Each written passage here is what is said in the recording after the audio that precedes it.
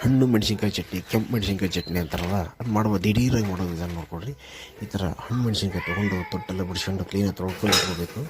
ಒಂದು ಮಿಕ್ಸರ್ ಜಾರ್ಗೆ ಸಾಸಿವೆ ಮತ್ತು ಮೆಂತ್ಯ ಅರ್ಶಿನ ಪುಡಿ ಹಾಕ್ಕೊಂಡು ಪೌಡ್ರ್ ಮಾಡ್ಕೋಬೇಕು. ಬೆಲ್ಲನ ಈ ಥರ ಜಜ್ಜಿ ಇಟ್ಕೋಬೇಕು. ಬೆಳ್ಳುಳ್ಳಿ ಒಂದಿಷ್ಟು ಬೆಳ್ಳುಳ್ಳಿ ಇಟ್ಕೊಳ್ರಿ. ಈ ಮೆಣಸಿನ್ಕಾಯಿನ ತೊಟ್ಟು ಇದ್ದಲ್ಲ ಅದನ್ನು ಸ್ವಲ್ಪ ಮಿಕ್ಸರ್ಗೆ ರಫ ತೊಗೊಂಡಿದ್ದು ಗ್ರೈಂಡರ್ಲಿ ನೈಸಾಗಲ್ಲ ಅಂತ ಬೆಲ್ಲ ಇಷ್ಟು ಮತ್ತು ಇದು ಪೌಡ್ರ್ ಮಾಡ್ಕೊಂಡು ಸಾಸಿವೆ ಮೆಂತ್ಯ ಬೆಳ್ಳುಳ್ಳಿ ಎಲ್ಲ ಹಾಕಿ ಗ್ರೈಂಡರ್ ಹಾಕಿ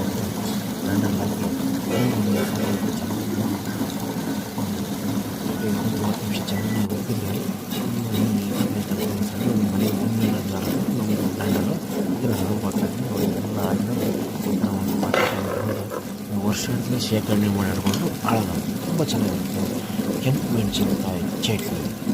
ಉತ್ತರ ಕರ್ನಾಟಕ ಸೈಡ್ ಮಾಡೋ ಕೆಂಪು ಮೆಣಸಿನ್ಕಾಯಿ ಚಟ್ನಿ.